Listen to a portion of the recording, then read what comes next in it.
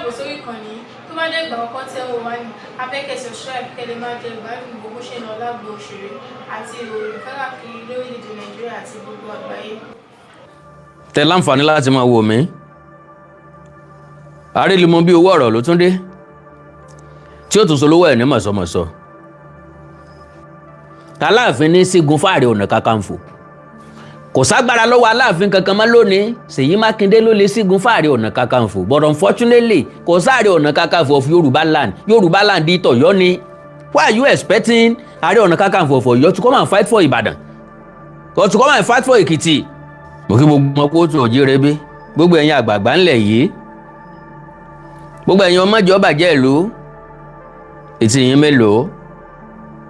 Kí lẹ fi ń gbọ́? Bó bá jẹ́ ọ̀rọ̀ ni ẹ yá mi. Gbogbo tẹ́títẹ́tí tọ́mọ̀ ọ̀rọ̀ gbọ́ náà ẹ yá mi létí inú yín. Ẹ wá fi gbéyàwó ọ̀rọ̀. Olóyè Sunday Adéyẹmọ Ìgbòho ṣá. Ẹ dákun bọ̀ọ̀dá ẹ yá mi létí inú yín. Abíọ́dún Ìgè Àdùbí Adams Aare Ona Kakanfo. Bẹ́ẹ̀ bá láǹfààní ẹ yá mi létí inú yín. Gbogbo àwa tá a jẹ́ alátẹ̀lé olóyè Sunday Adéyẹmọ Ìgbòho. Ǹjẹ́ tẹ́tí inú wa bẹ̀lẹ̀ jẹ́? Gbogbo àwa tá a jẹ́ alátẹ̀lé Ìbà Gani Adams. Ẹ jẹ́ tẹ́tí inú wa kalẹ̀. Ìtí la fi gbéyàwó ọ̀rọ̀. Ọ̀rọ̀ lọ́mọ elétí jẹ. Ẹ jẹ́ bára wa sòótọ́ ọ̀rọ̀. Àkàndá ọ̀rọ̀ Awíkóńkó fẹ́ sọ̀rọ̀. Mọ́mọ́ fẹ́ sọ̀rọ̀ lónìí o, mọ́mọ́ fẹ́ sọ̀rọ̀. Àkàndá mọ́mọ́ fẹ́ sọ̀rọ̀ lónìí o, mọ́mọ́ fẹ́ sọ̀rọ̀. Ìdí ni pé mo láǹfààní àti fìsọ́nà méjèèjì. N ò láàyò, n ò ní pọ̀sìn. Láàrin Ìbà Gani Adams àti olóyè Sunday Adéyẹmọ Ìgbòho, wọ́n là á. Mo pé náà ń jó lórí omi nu. Irú ẹ̀ ni ẹ béèrè lọ́wọ́ mi. Àwọn wo ni Rúsídá? Àwọn wo Mọ̀dàrú? Àwọn wo ni èké ìbídùn tí kéégún kó àtijọ́? Ká béèrè lọ́wọ́ wọn pé ńbo lára ayé ti tan márọ̀ ọ̀run? Ta ní ń chase cloud? Ta ní ń sunkún followers? Ta ní ń wówó social media? Ta ní ń fẹ́ ọ̀tẹ̀ láàrin ìran káàárọ̀ òjíire? Ta ló fẹ́ ajá gbẹ̀rù déwájú? Ta ní nífẹ̀ẹ́ ànídọ́kàn sí wa? Ta ní ń fìfẹ́ ojú hàn? Mélòó nú àwọn tí ń tẹ̀lé olóyè Sunday Adéyẹmọ Ìgbòho ńlọ fẹ́ràn ọmọ Adéyẹmọ dọ́kàn? Mélòó nínú àwọn tó pera wọn loyalist Ìbà Gani Adams ńlọ fẹ́ràn Ààrẹ Abíọ́dún Ìgè Àdùbí Adams? Because láàárọ̀ kùtùkùtù ìjíǹji orí ẹní mi lónìí ńlẹ́nìkan kí mi. Àsìkò ìjà tó lóyè Sunday Adéyẹmọ Ìgbòho àti Ìbà Gani Adams, I was like, ǹjọ́ wo tún nìyẹn o? Ọ̀nà wo wọ́n fi ń jà o? Wọ́n láwọn followers àwọn méjèèjì ń sọ̀kò síra wọn. Pé bọ́ndẹ̀ sí ń sọ̀kò yẹn, bí ò bá ní mímọ̀ sí àwọn méjèèjì nínú, oko yẹn ò ní le tó bẹ́ẹ̀. Mo alọ́dà náà kó ń tọ̀ òun ó lè ṣèrànlọ́wọ́ kan fún mi. Àwọn líǹkì, àwọn fídíò tọrọ mọ́ ìjà àtẹ́bú bẹ́ẹ̀ ṣe lè ṣí àì pẹ̀lú mi. Láàrin ìṣẹ́jú méjì péré wọ́n sẹ́ǹdì bíi 6. Agbẹ́jọ́ ẹnìkan dá wọn pè lágbà òsìkà. Mo á farabalẹ̀ wo 6. Ìkan kù díẹ̀ kó tó wákàtí kan. Ìkejì kù díẹ̀ kó tó wákàtí kan. Ìkan jẹ́ bí ìṣẹ́jú 9, ìkan jẹ́ bí ìṣẹ́jú 3. Ṣùgbọ́n ló àmì o. Kí n má bàa mú òmúlòmú. Kí n má fòlòlò fọ̀hún. Mo farabalẹ̀. Mo gan ni mo ṣèyí dà. Mo yẹ gbogbo ẹ̀ wò fẹ́nẹ́fẹ́nẹ́. Mo rí tí tó ń ṣẹlẹ̀ tàbí tí mo láǹfààní àti sọ̀rọ̀ sí, because dáná ogun dáná ọ̀tẹ̀ kìí ṣe náà rí. ṣé Ìgbòho ń bá Gani Adams jà? Mi ò mọ̀, ṣùgbọ́n n ò rò bẹ́ẹ̀. ṣé ibà Gani Adams ń bólóyè Sunday Adéyẹmọ Ìgbòho jà? Mi ò mọ̀, ṣùgbọ́n n ò rò bẹ́ẹ̀. àwa tá a wá gbéra wọn loyalist, tá a gbéra wọn loyalist, tá a lá ń gbèjà wọn, ń bo lájàjà yìí dé. kò ní burúburú kí ni ó sọ gbọ́dọ̀ wá ìlérí, kò ní lelele débi pé kíro ẹkùn ó pàdé ọmọ OPC lójú ọ̀nà kí wọ́n máa gbára wọn létí. So why the social media battle? What do you want to gain from there? kí láǹfààní tá a jẹ nínú ìjà tá a pilẹ̀ rẹ̀ tá a ní lè parí? kí láǹfààní tá a jẹ nínú ìjà tá a bẹ̀rẹ̀ tá a ní lè parí? kí ni ń ṣàwa Yorùbá gan? kí la fẹ́ rí gbà nínú ọ̀tẹ̀? kí ló máa ń ṣàwa Yorùbá gan tá fi máa ń hùwà bí ẹni ògbọ́n? ìtìjú ńlá lélẹ́yìí o, ẹ má jẹ́ aṣọ tẹ́ síra wa. kí ni máa ń ṣàwa Yorùbá gan tá fi máa ń hùwà bí aláìgbọ́n? ìtìjú ńlá lélẹ́yìí o, ẹ má jẹ́ aṣọ tẹ́ síra wa. kí ni ń ṣe wá gangan? kí ni ń jó alọ́wọ́ tá a fi jólẹ̀? àti bá Gani Adams àtolóyè Sunday Adéyẹmọ Ìgbòho wọ́n ti kópa wọn, wọ́n ń kópa wọn lọ́wọ́. màá ṣe analysis fáwọn kọlọ̀ràn sí ẹ̀dá tí wọ́n fẹ́ ra àwọn méjèèjì gẹ́gẹ́ bí topic àti content. mo ti jagun sẹ́yìn, mo wá study àwọn méjèèjì. lo and behold, mo fi Ọlọ́run ọba tó dá mi ṣẹ̀rí, majority àwọn tán láwọn follow ibà Gani Adams, majority àwọn tán láwọn follow olóyè Sunday Adéyẹmọ Ìgbòho, they don't know any of them. kì í ṣe pé káríyàn sójú là ń pè ní mímọ̀ yàn, ṣùgbọ́n ká study èèyàn, ká gbé èèyàn lórí wọn, ká mọ tó ń tọ̀ wọn, ká mọ ibi tó ń tọ̀ ń dé, ká mọ tó ń tọ̀ ń lè ṣe àti tó ń tọ̀ ń lè ṣe, ká lè gbẹ̀rí onítọ̀hún jẹ́.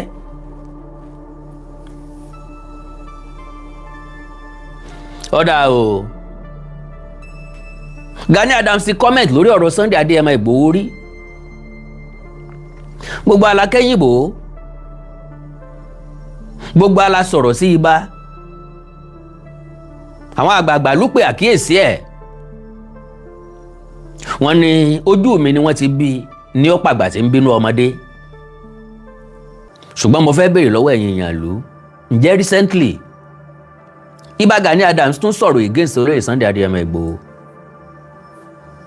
tó bá jẹ́ ti pé drama ni Ìgbòho ń ṣe, actor ni, wọ́n ń ṣe comedy ni, nǹkan nǹkan, àti ti phone call tó líìkì nípa ó ṣe Bọ́lá Ìgè kò ṣe Bọ́lá Ìgè, tó bá jẹ́ ilé yàn ni ẹjẹ́ àfi sáàyè Akin lọ ká gba Akin bọ̀ láàyè. Let us leave that for bygone, let it be bygone. ẹjẹ́ á mú ẹsẹ̀ míì, ká mú ẹsẹ̀ míì láti lò. God bless you, sir. I personally hate him. Sorry, sir. You don't have to hate anybody, and I will give you points that you shouldn't hate Ibà Gani Adams.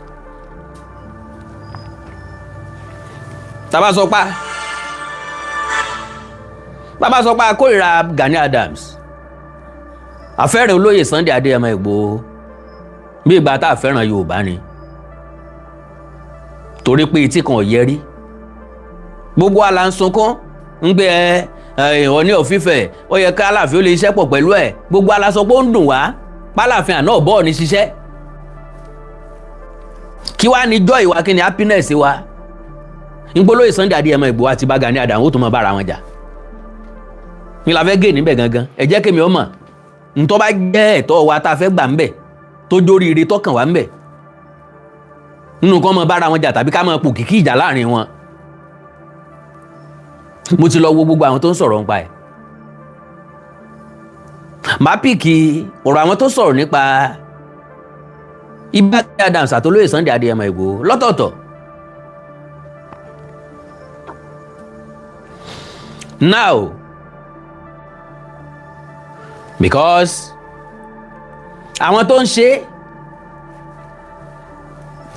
ẹ ní lọ́kàn pé Gani Adams ló fọ̀rọ̀ sí wọn lẹ́nu ó possible kò possible ẹ ní lọ́kàn wípé Sunday Igboho ló fọ̀rọ̀ sí wọn lẹ́nu ó possible kò possible nínú ìfọ̀rọ̀jẹ̀wọ́ nínú ìfọ̀rọ̀sàwàdà oríṣiríṣi gbólóhùn ló lè jẹ jáde bóyá ní tọ̀rẹ́ bóyá ní tọ̀tá as a human being jókòó ronú ẹ̀ dáadáa ṣe rárá fẹ́ lálá fẹ́ lọ sọ̀rọ̀ ẹnìkankan lẹ́yìn láì darí either by jokes or by seriousness or reality. tán máa sọ̀rọ̀ èèyàn kan ló jẹ́ tọ́wọ́n sọ pé àìmọ́dá ló ń jàre mélòó nínú wa ló lè fọwọ́ ẹ̀ sọ̀yà pé kò wáyé rí kí ló dé ta máa ń wá ṣe bí superwoman kí ló dé ta máa ń ṣe bí àjànú kí ló dé ta máa ń ṣe bí ẹni tó perfect.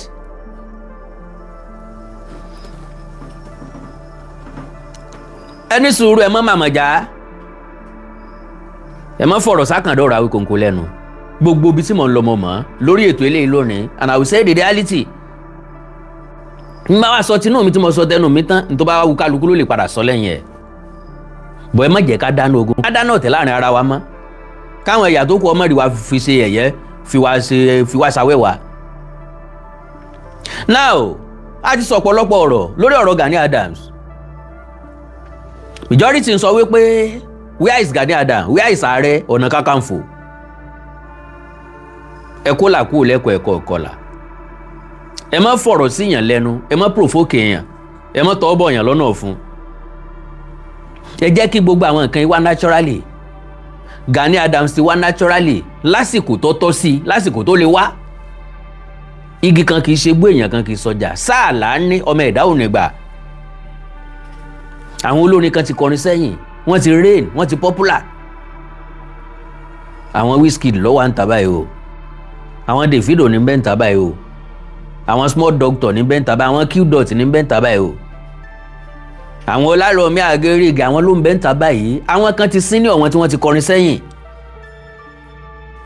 bọ́ bá jágbo eré òṣèré orí ìtàgé lẹ fẹ́ wọ̀ àwọn kan ti wá wọ́n ti lọ ńgbà táwọn alúwẹ̀ẹ́ tí wọ́n ń ṣe kọ́mẹ́dì ṣé wọ́n ti bí Sanyẹ̀rì ṣá sókèlè ti mọ ibi tóun ó gbé ọ̀rọ̀ eré orí ìtàgé gbà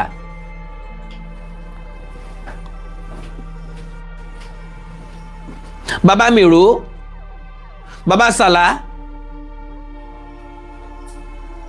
àti bẹ́ẹ̀ bẹ́ẹ̀ lọ aisho pẹ̀pẹ̀ àti bẹ́ẹ̀ bẹ́ẹ̀ lọ wọ́n ti lo sáà wọ́n ti lọ Olúgbénga Adébóyè Àbẹ̀fẹ́dà ó ti wálé ayé ó gbélé ayé ó nípa ó lámì ọjọ́ ló tún kù kò sí kejì Gbénga Adébóyè mọ́ voice yẹn dẹ̀ jọ́ àgbékalẹ̀ ń sì jọ́ àwọn ọmọ yẹn dẹ̀ ń sọ̀rọ̀ bíi ńlọ́sùn kan wọ́n ti lo sáà wọ́n ti lọ as far as I'm concerned Ìbà Gani Abiodun Igadubi Adams ó ti pay dues ẹ̀ ó ti gbìyànjú agbára tiẹ̀ ó ń ṣe lára o kò ṣe lára o ẹ fi lẹ́yìn ó lẹ̀ sọ́wọ́ kádàrá ọ̀pọ̀lọpọ̀ ọ̀rọ̀ tí máa ń jáde lẹ́nu ẹlòmíì bẹ́ẹ̀ ṣe ń fún dòdò ní ìfúnkúfún ní fi ń fọ̀fọ̀kúfọ̀ jáde àsìkò olóyè Sunday Adéyẹmọ Ìgbòho la wà yìí ẹ má dúró Gani Adams sọ̀rọ̀ olóyè Sunday Ìgbòho ẹ fi Ìgbòho lẹ̀ jẹ́ kí Ìgbòho mí ẹ jẹ́ kí Ìgbòho gbìyànjú agbára tiẹ̀ tí OPC ń bẹ lára wọn o á yọ fún wọn. now ohun tẹ́mi ò ní fẹ́ gbọ́ nìkẹ́nì kó ṣe tánàdí ìró ẹkùn tàbí Sunday Ìgbòho Kennedy ntọ́ bá mú wa láyé ìgbà náà tá a fi finú fídọ̀ tẹ̀lé Ìbà Gani Adams pẹ̀lú èjì ẹ̀ Gani Adams will be just 30+ ńgbà tí ń kú gbogbo wa jẹ tá à ń pariwo OPC Gani Adams Fáṣe ń bẹ láyé ń bẹ láàyè ńgbà náà tá a pín OPC sí méjì mo wà nínú wọn ni o kì í ṣe pé wọ́n ń sọ fún mi o tá a pín OPC sí méjì tá a mọ̀ rí àwọn nǹkan gẹ́gẹ́ fashion la máa ń pè ńgbà yẹn tá a bá gbé OPC kí ni ó Gani Adams fashion Fáṣe fashion tàbí fashion Gani Adams early 30s bóyá 33 years ní Gani Adams wà ńgbà náà àwọn tó bí lọ́mọ wà nínú ẹgbẹ́ OPC Kennedy agbàfúnni nígbà náà àṣìṣe OPC ní bọ́n ṣe pínra wọn yẹlẹyẹlẹ wọn lórí Gani Adams ló ti bẹ̀rẹ̀ èmi ọmọ torí ń bá wọn sí OPC ẹni tí ó ẹlẹ́jọ́ sàdídùn wé so nìkan ni òjò lórí òun rẹ̀ tọkàn gbà ní ti máa ń pín ẹgbẹ́ nù ní ti máa ń fọ́ gbogbo ẹgbẹ́ nù níbi tí mò ń lọ rèé ntọ́ bá mú wa at that age tá a believe pé Gani Adams lè ṣe tá a fi ń tẹ̀lé ńgbà náà Sunday Igboho can do better pẹ̀lú ọjọ́ orí Igboho lónìí pẹ̀lú ìrírí Igboho lónìí pẹ̀lú exposure Igboho lónìí pẹ̀lú connection Igboho lónìí tí Gani Adams ò nírú connection bẹ́ẹ̀ tẹ́lẹ̀tẹ́lẹ̀. so ntọ́ba wa mú akágbà wípé OPC dúró ó dẹ̀ wà recognized under every government starting from Abacha dórí Abdulsalami Abubakar dórí Ọbásanjọ́ dórí Buhari dórí gbogbo ẹni tó ti jàre lórílẹ̀‐èdè yìí tí wọ́n máa ń dáko OPC ó túmọ̀ sí pé irú ẹkùn can also stand under the leadership of Chief Sunday Adeyemo Adeniyi Igboho and function well and make impact. Purposes ni wọ́n fi máa ń kó nǹkan jọ purpose kan ni wọ́n fi kó nàdẹ́kò jọ ẹ má jà máa wà bí ingrate ẹ má jà máa wà bí novice ẹ má jà máa wà bí hypocrite purposes ọ̀tọ̀ọ̀tọ̀ la fi dá ẹgbẹ́ ọ̀tọ̀ọ̀tọ̀ kalẹ̀ a gbé ìrù ẹkùn kalẹ̀ torí ìjínigbé a gbé OPC kalẹ̀ torí pa fẹ́ gba ẹ̀tọ́ wa lọ́wọ́ Fúlàní wọ́n àná election June 12 tí gbogbo èèyàn dìbò fún Ọláwálé Káṣímọ̀wò Abíọ́lá tí wọ́n fi dá OPC kalẹ̀ nu ìjàngbara tá a fẹ́ fi jànú ṣe ti rí bí wọ́n ṣe jẹ́ wá níyà ṣe ti rí bí wọ́n ṣe pa Abíọ́lá ṣe ti rí bí wọ́n ṣe jẹ́ wá níyà yìí ṣe ti rí bí wọ́n ṣe pa Abíọ́lá Oòduà la máa ṣe ìgbà yẹn là ń sọ pé a fẹ́ yapa. So torí Abacha wọn ṣe dáná dẹ́kọ̀ lẹ̀ àwọn àgbààgbà ló délé yàn lẹ̀ torí ẹ̀tọ́ ọmọ káàró òjíire wọn ṣe dẹ́gbẹ́ Afẹ́nifẹ́re lẹ̀ ó máa ń nídìí kan tó kẹ́gbẹ́jọ lórí nǹkan kan kò sẹ́ni tí déédéé kẹ́gbẹ́jọ tẹ́wà sọ pé kí ni purpose tán sọ pé àwọn ọmọ purpose ẹ̀ àwọn kan déédéé kó jọ ni. So wọ́n ti pín Oòduà sí yẹlẹyẹlẹ which one to trust ṣé gbogbo Oòduà ni ó gba àṣẹ látọ̀dọ̀ Gani Adams ni ṣé gbogbo Oòduà ló wà lábẹ́ àkóso Gani Adams ni Oòduà new era wà oríṣiríṣi Oòduà ló ti wà bóyá mẹ́ta ni wọ́n pín sí lónìí.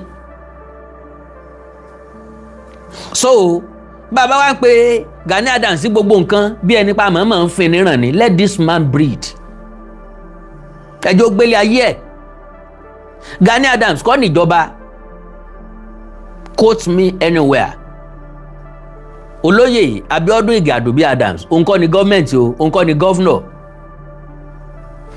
Sunday Igboho ní point láti gbé àwọn ìgbésẹ̀ tí àwọn ń gbé Gani Adams ní point tó báàkì ìgbésẹ̀ tiẹ̀ náà tí ó bá kúrò nínú yàrá ẹ̀.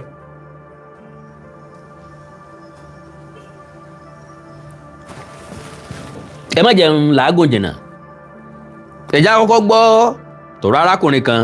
àtìgbà tí mo ti gbọ́ fọ́ìsì bá Gani Adams tí wọ́n ti sọ pé olóyè Sunday Igboho ló pa Bọ́lá Ìgè àtìgbà yẹn mo ti wò pé bàbá yìí ti tán. Please, can you rehearse when Gani Adams uttered that statement that Igboho killed Bọ́lá Ìgè? Now, pápápá ẹ jẹ́ kí n sáré play ọ̀rọ̀ tà kọ́kọ́ ká tó wá play kejì. àtìgbà tí mo ti gbọ́ fọ́ìsì bá Gani Adams tí wọ́n ti sọ pé olóyè Sunday Igboho ló pa Bọ́lá Ìgè àtìgbà yẹn mo ti wò pé bàbá yìí ti tán. ẹ ti jagun sẹ́yìn ẹ ti lówó báyìí olówó ìdẹ́ fẹ́ kú irú oyè tán gbé yín sí yẹn oyè yẹn ò yẹ yín mọ́. Now ẹ̀já sáré clear àwọn pọ́ìntì kan. Lo and behold, my brother, wọ́n ti jagun tán wọ́n ti lówó olówó kì í fẹ́ kú. Now my brother, dá mi lóhùn bí wọ́n bá lówó ṣé wọ́n fẹ́ kú. Everybody ti ń jagun ayé láti jàjàyè ni. Bàbá wa lójú ogun tá a kẹ́rù wálé tá a jàjà ṣẹ́gun dandan ni kí wọ́n appreciate ẹ nínú ìlú tá a jagun torí wọn. N tó bí oyè tí Gani Adams jẹnu. Bóyá ó ṣe púpọ̀ o bóyá kò ṣe púpọ̀ o but effort ẹ̀ wọ́n rí ó sì jẹ̀yà nítorí ẹ̀. Kò sẹ́ni tí jẹ balógun láì lójú ogun. Sorry my brother, kò sí ẹ̀dá tí yóò jẹ balógun láì lọ sójú ogun. Akíkanjú wọn fi jẹ balógun ẹni tá a nígbàgbọ́ nínú ẹ̀pọ̀ lè lójú ogun láfi jẹ balógun. Gani Adams lọ sójú ogun kan rí ó wá dé wọn fi jẹ balógun Ààrẹ Ọ̀nà Kakanfò. Wọ́n pé oyè tí wọ́n fi jẹ kò tọ́ sí mọ́ náà o kò síbi tí wọ́n ti fìyàn joyè ọ̀tún tí wọ́n á sọ pé torí pé ó ti ń dàgbà tàbí torí pé kò lè bóbìnrin ṣe mọ́ á wàá gbọ̀ tó yẹ kúrò lọ́wọ́ ẹ̀ á fi fẹ́ni tó wà yọ̀ǹgà jù lọ ajẹ́wọ̀ ní làwọn oyè kan brother mi. So ẹ má jẹ́ adalúrú pọ̀ mọ́ sàpà. Majority wa ti ń dá sọ̀rọ̀ òye àwọn nǹkan kan òye wa dọ́kàndọ́kàn.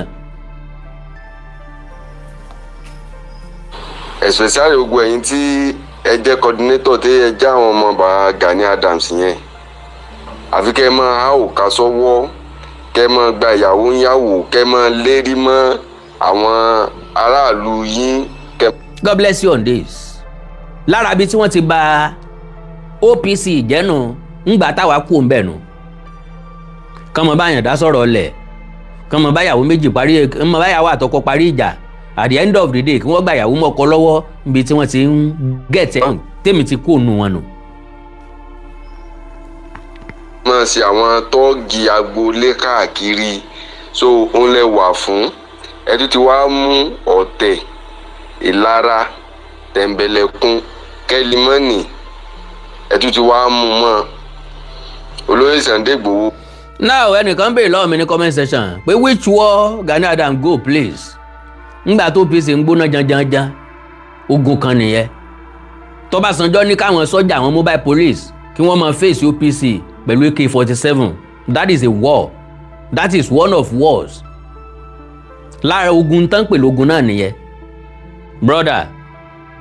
kò rí yín ró rárá because àwọn tó jù yín lọ wọ́n kú wọn lọ́wọ́ ẹ lè ṣe ẹ fẹ́ jẹ́ ẹni tó fẹ́ ṣe kó tún ṣe gbogbo àwọn ọ̀rọ̀ tí ó lè mú ìrẹ̀wẹ̀sì ilẹ̀ ń sọ social media. Now anyone any person tó bá ń dúró de ariwo ọjà kò ní ní nǹkan ṣe o. Do not wait for anybody to encourage you. Don't wait for anybody to love you. Do not wait for anybody to appreciate you. Do not wait for anybody to believe in you. Believe in yourself. Trust yourself. Encourage yourself. Appreciate yourself. So, olóyè Sunday Igboho kò dúró de ọ̀rọ̀ àlùfànṣá kankan. àbẹ́ èèyàn kan ń bu àbẹ́ èèyàn kan ń pẹ̀gàn rẹ̀ àbẹ́ èèyàn kan ń pé nǹkan báyìí ló ń ṣe ibi tọ́mọdé yẹn máa ń lọ focus lé lórí. ńlọ́jọ́ ọmọ àjàgbáyé ń tààrà sọ ntí Sunday Igboho dáwọ́lé tí ò ti rí fi ọmọ káàárọ̀ òjíire because he never went for anything for his personal gain. Wọ́n náà sọ̀rọ̀ débì kan pé Sunday Igboho lówó lọ́wọ́ yes olówó kò yẹ ká lówó nù igbó aginjù tí Sunday Igboho wà but it was natural. Kò sẹ́nìyàn kan tó fọ̀ sólóyè Sunday Adéyẹmọ Igboho pé kó nìṣó nù gbẹ́ ó wù ú lọ́kàn ó fi rẹ̀ jìn ó fa rẹ̀ kalẹ̀ ni ẹ má wàá drag ẹni tí ò fa rẹ̀ kalẹ̀. ẹjá lójú ogun ẹ ń bá jáde ló fẹ́ tẹ̀lé lójú ogun. Ọkùnrin míì tí ó bá fẹ́ lọ yóò sọ pé kí ìyàwó òun ọ̀rọ̀ sọ bòun lórí kọ́gbọ́n rọ́ọ̀bù pọnpa ńlára bẹ́ẹ̀ bá kanlẹ̀kùn àwíkóńkóńkọ́ ìyàwó mi ó pẹ́ láti ìjẹta ní ti ń gbọ̀n mọ́lẹ̀ o ara rẹ̀ ọ̀yá o òtútù ló ń mú o kódà gan Ọlọ́run ló bá wa ṣe ni o àmọ̀ pé yọ́ dàárọ̀ yìí o ń pè ẹ filẹ̀ ara rẹ̀ ọ̀yá lóòótọ́ ni ń gbé bá wa lọ tán mo lè bọ́ọ̀dì àmàlà kí n mọ rẹ pé àwọn ọ̀daràn wọ́n fẹ́ tì mí lójú ogun wọ́n á sì lọ sánlù àárẹ̀ ń bọ̀n láyà. Ẹni tí ọ̀gbọ́n làwẹ́ gbò ẹ ń gúnyan rúgudu agbèsábí aṣọ kálukú wa ní kọ ìtàn lẹ̀. Whatever you want to do in life never do it for people to see you or to appreciate you, just keep doing your own. Àwọn èèyàn ń wò ọ́ bó bá di lọ́la kan wọ́n san fún ọ. Bí wọ́n bá mú kọ Gani Adams lọ f'Alaafin àná t'Alaafin àná ò rí ìdí tí wọ́n fi lè fi jẹ Aare Ona Kakanfo wọn ò ní fi jẹ́. Ọwọ́ tiẹ̀ nígbà náà fi jẹ́. Ẹja Aare Ona Kakanfo ọ̀nà Aare Ona Kakanfo. Gbogbo yín gbọ́ ìtàn Ọ̀yọ́. Alaafin ní sígun fún Aare Ona Kakanfo. Kò ságbára lọ́wọ́ Alaafin kankan mọ́ lónìí Ṣèyí Mákindé ló lè sígun fún Aare Ona Kakanfo but unfortunately kò sí Aare Ona Kakanfo of Yoruba land di t'Ọ̀yọ́ ni.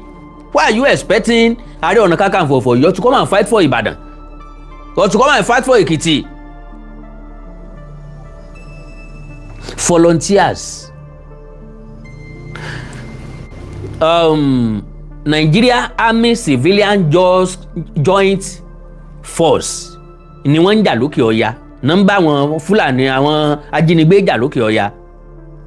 Nigerian Army plus Civilian Joint Task Force ni wọ́n jọ ń ṣiṣẹ́ papọ̀. Nigerian military and civilian can also join together to fight in southwest, fight insurgency in southwest. Nǹkan bá ti wá pè ní voluntarily, that is òfinúfíndọ̀ yọ̀ǹda rẹ̀, it's not by force. Stop dragging this man, let him breed.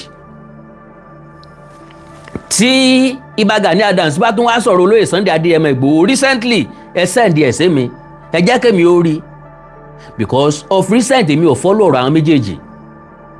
Ẹnìkan wà lẹ́yìn Gani, ẹnìkan wà lẹ́yìn Sunday Igboho. I'm not interested in all that. What I am interested in ni kíkálukú lo capability tiẹ̀ for the progress and development of Yoruba land. My own is think Yoruba first. Ẹ jẹ́ Gani Adams ó ń gbàgbádá káàkiri ni tó bá jẹ́ wọ́n ń kọ́ sẹ́kù lọ́mọ wọ̀ ni. Ọdún kan ní í ṣe káàkiri wàhálà ilé ayé tiẹ̀ ní ẹ jẹ́ kí Gani Adams ó ṣe tó bá tẹ́ lọ́rùn. Bó bá ti wù ní láṣẹ mọ̀lẹ́ ẹni ìbá òwú kọ́ fi tan ẹlẹ́dẹ̀ jẹ sàárì. Olóyè Sunday Igboho ilé wa sọ di ọ̀tá yín. Kíní kan ní rẹ́yìn olóko. Now bí Gani Adams bá rí Igboho gẹ́gẹ́ bí ọ̀tá ẹ̀ ó wà natural. Bẹ́yìn alátẹ̀lé Gani Adams bá rí Igboho gẹ́gẹ́ bí ọ̀tá tàbí orogún ó wà natural. Báwọn alátẹ̀lé Sunday Igboho tàbí Igboho bá rí Gani Adams gẹ́gẹ́ bí orogún ó wà natural. Tẹ́ bá béèrè lọ́wọ́ Messi, tẹ́ béèrè lọ́wọ́ Ronaldo nípa ara wọn, wọ́n sọ tó dùn nípa ara wọn.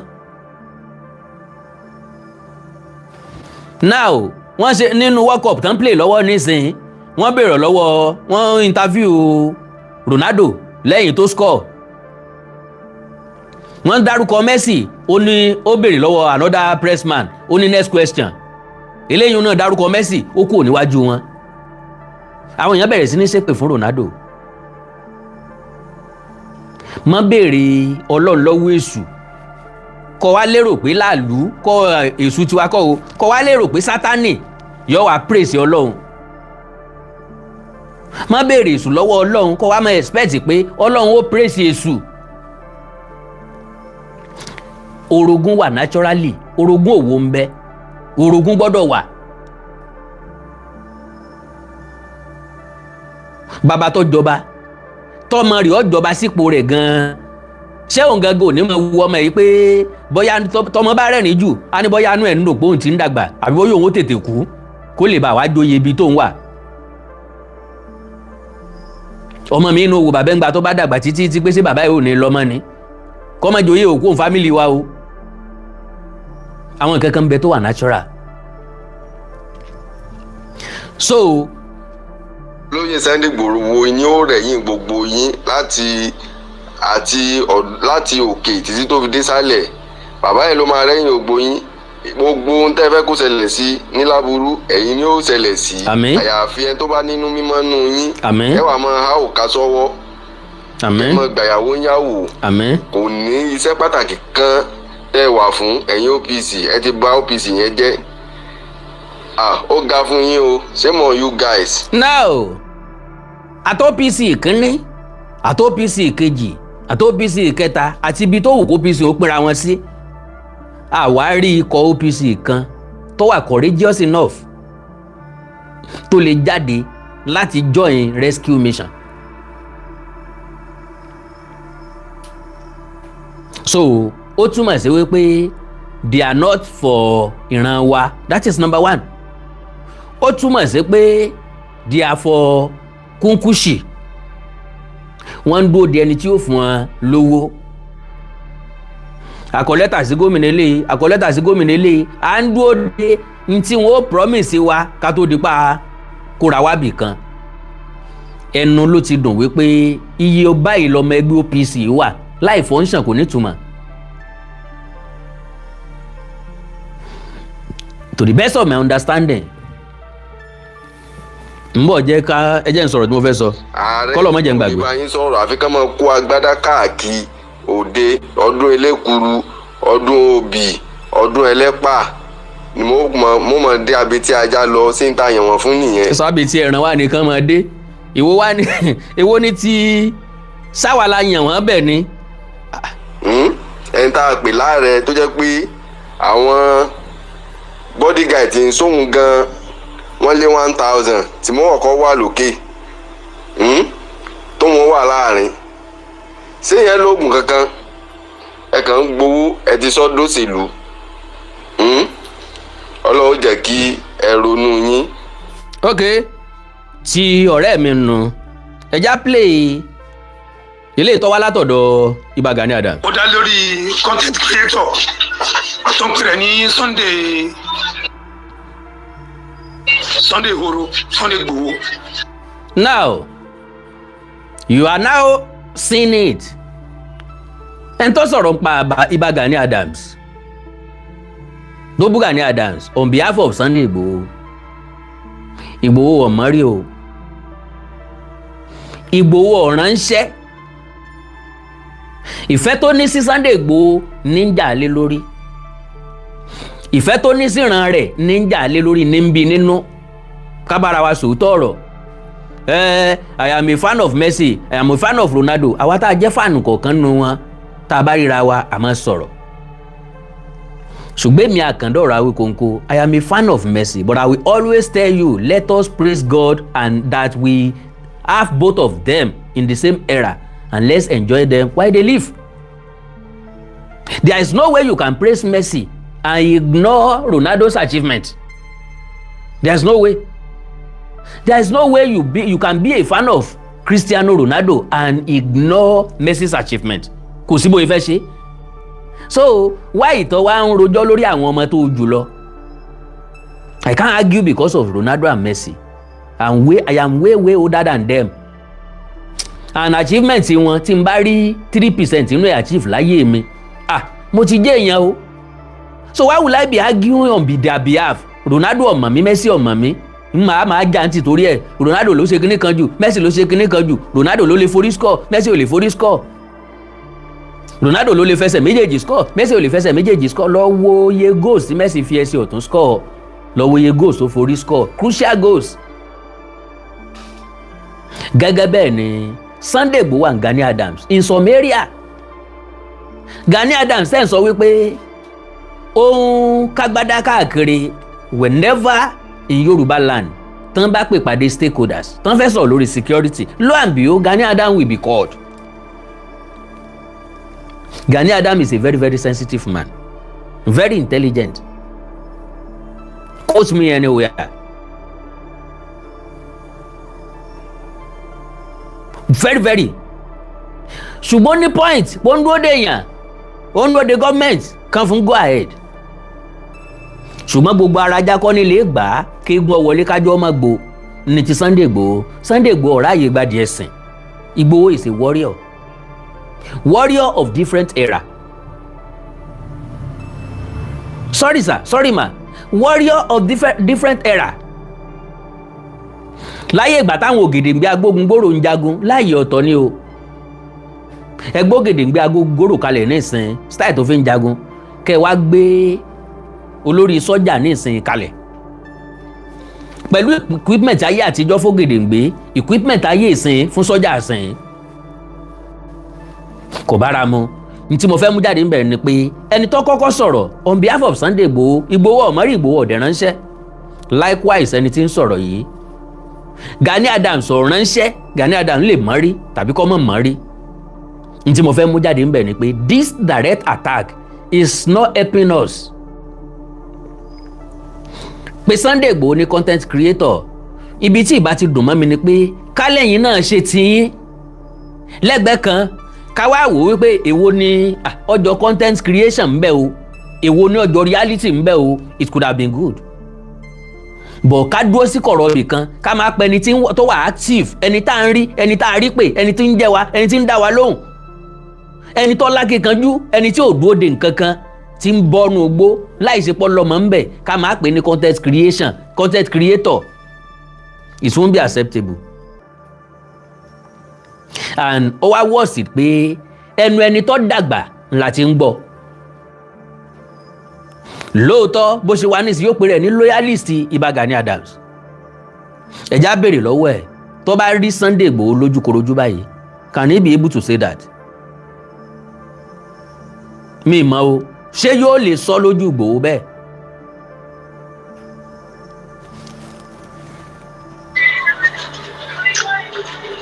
Ẹ jọ̀ọ́ ṣe rí lórí ọ̀rọ̀ security ilẹ̀ Yorùbá, kò sẹ́ni tó kájú ẹ̀, kò sẹ́ni tó lè ṣe bí Ìbà Gani Adams. Ńgbà tí Ìbà Gani Adams lè ṣe kí Ìbà Gani Adams mọ́ bọ́tà, kò sẹ́ni tó kájú ẹ̀. O lè forí gègé nínú compound ẹ, o lè kọ ẹsẹ̀ sókè kó o mọ̀ forí gègé nínú compound ẹ, but nobody see you. Ọ̀wá ni mo lè gbá bọ̀ ju Messi lọ, Messi ń gbá tiẹ̀ lójú táyé gbogbo ayé ń rí. Wọ́n wá wà ń kọ́ ọ̀rọ̀ bìkan wá ló lè ṣe sọ́lọ́ ń fẹ́ kọ́ ọ ni. Ìbà Gani Adams ló lè ṣe. Ìbà Gani Adams ó dẹ̀ lè kì mọ́lé, kò jáde, kò gbé agbádá white ilẹ̀, kó gbé ẹ̀wù oògùn wọ̀, kò bọ́ fìlà abẹ́ tí ajá kalẹ̀, kó gbé adiro, kó kó oògùn, kó pàdó sínú ẹ̀, kó ti adiro sí ẹgbẹ́ kan báyìí, kó pẹ̀yìn OPC ìbò yá, ìbò ọ̀dẹ́ yá, afẹ́wọ̀ Old National Park, Old Ọ̀yọ́ National Park lọ. Ó wá ní kò sẹ́ńtọ́ kájú ẹ̀ bí Ìbà Gani Adams. Ìrora dáadáa wo nu lẹ́nu aláìsàn tó lómi ẹja kóró. Ẹ̀ńtà bá rí ńlá rí.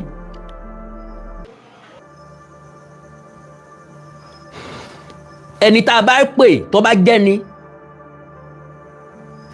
Ńgbà tí wọ́n ń wá gbàlagbà kó yọjú, Sunday Igboho lọ yọjú o.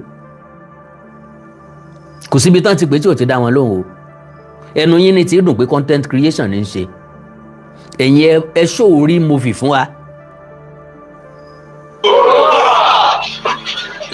Now ó túmọ̀ sí pé àwọn ọmọ ẹgbẹ́ OPC jókòó síwájú ẹ̀. Àwọn yẹn ní ń dá bàbá wọn lóhùn, eléyìí ṣe bàbá. Ẹ̀gbọ́n ni ó jẹ́. ṣùgbọ́n bàbá àwọn ọmọ kan lélẹ̀, ọkọ lóbìnrin kan lélẹ̀, n tó ń ṣe yìí nìsín kí ni ó gbà jáde ń bẹ̀? wọ́n praise ẹ̀ ní àbí wọ́n fún lówó ní àbí? ìyẹn máa wá sọ pé Sunday Igboho kì í ṣe èèyàn mọ́ tàbí Sunday Igboho ò ṣe akitiyan ẹ̀ mọ́. tí Ààrẹ Ọ̀nà Kakanfò fi Yorùbá land. àwọn tí ń pariwo lóògùn ọ̀fẹ́ òun lóògùn ọ̀fẹ́ nínú kọ́ńpàǹdì yìí ni o, ojú ogun là á ti pe lóògùn ọ̀fẹ́, kì í ṣe lábẹ́ ilé o, kì í ṣe níbi tẹ́ ẹ ti jókòó tẹ́ wá kó OPC sípàkọ́.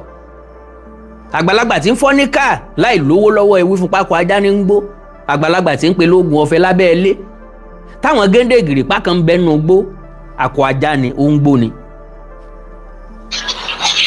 ẹ má jẹ́ ká dènà pẹ̀lú bàbá ìkájú ẹ̀, ó tó gbangba sùn lọ́yẹ́.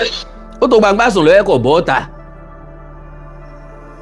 ó wá ń sùn lọ́yẹ́ nu kọ̀rọ̀, ó sì tó gbangba sùn lọ́yẹ́ kò sì bọ́ gbangba. ìwọ tó ń sọ̀rọ̀ igan náà ọ̀ bọ́ gbangba. ta ni content creator nù wà àti Igboho báyìí? ìwọ tó ní background, tó ṣe background fún ọ̀rọ̀ tó fẹ́ sọ, tó sẹ́ẹ̀tì kámẹ́rà síwájú, who is now the content creator nínú background yẹ Oòduà People's Congress náà kọ sí logo Oòduà lórí gbàgàdàgbàgàdà lẹ́yìn ẹ̀ yìí. ọ̀dẹ̀ lẹ́yìn ẹni èèyàn kan ṣe content, ìwọ gangan kọ́ kílìn kan ṣe. sáwọn èèyàn rò pé dèdèrè ni wá ni. ọ̀fẹ́ rọ̀bù Peter kó fi bíùdì Paul, ọ̀fẹ́ wọ́ọ̀ṣì Igboho down láti praise Ìbà Gani Adams. ojú àwọn èèyàn ò dẹ̀ fọ́ láti ọdún tá a ti ń sọ̀rọ̀, odò òótọ́ ni ọjẹ́rọ́ ni o, Ààrẹ Ọ̀nà Kakanfò dá igbágódógójì èrò wájà, Ìbà Gani Adams ò tí ì bọ́ wùlẹ̀ rí kó bọ́ sínú igbó. reality ni mo sọ reality nù fídíò àkọ́kọ́ tí mo play. I will always say the reality.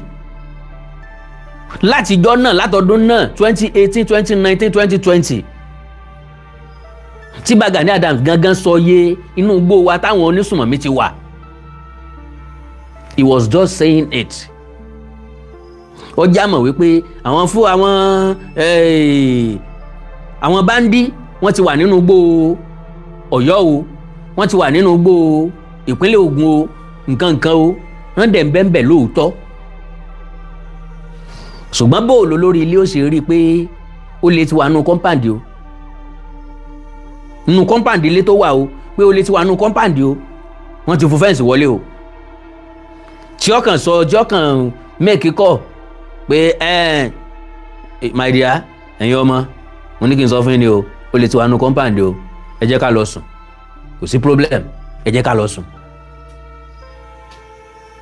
without any action.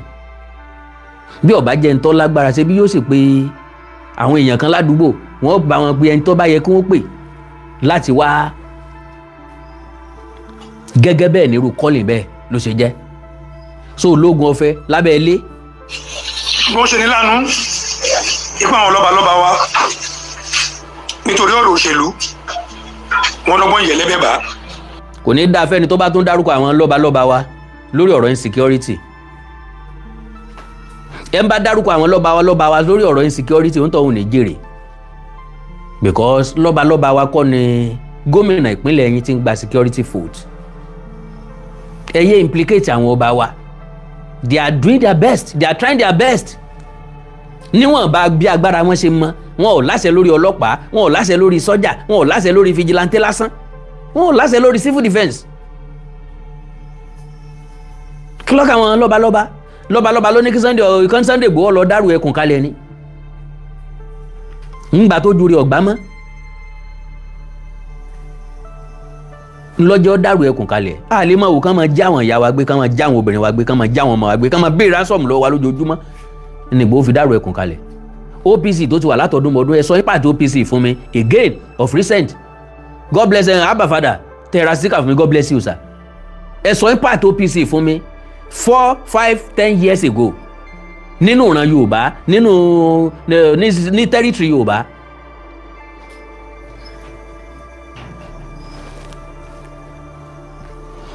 ní territory Yorùbá kí ni pàtì ẹgbẹ́ OPC kí lakitiyan yín tá a lè sọ pé no OPC New Era lélẹ̀ o OPC Gani Adams lélẹ̀ o OPC Fáṣẹ̀hùn lélẹ̀ o OPC kìnìkan lélẹ̀ o.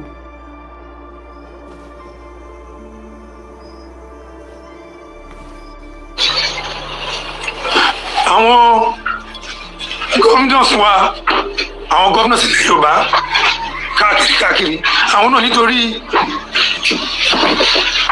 party politics wọn ò ṣojúṣe wọn. kí ló yẹ káwọn gọ́vnọ̀ ṣe? àwọn gọ́vnọ̀ ò ṣojúṣe wọn. Very correct. gómìnà Ṣèyí Mákindé kọ́ ló sọ pé kí Ìgbòho lọ dárò ẹkùn kalẹ̀. Ṣèyí Mákindé fẹ́ takò ó. ẹlẹ́dàá ọmọ káàró òjìrè ní ọgbà, ẹlẹ́dàá àwọn tí yà ń jẹ ní ọgbà, ẹlẹ́dàá àwọn tó dún pọ́n ní ọgbà, ẹlẹ́dàá àwọn tó wà vulnerable ní ọgbà, ẹlẹ́dàá àwọn tí wọ́n wà nítòsí ibi tán ti ń jí àwọn èèyàn gbé ní ọgbà ní ó jẹ́ kí Ìgbòho gbà.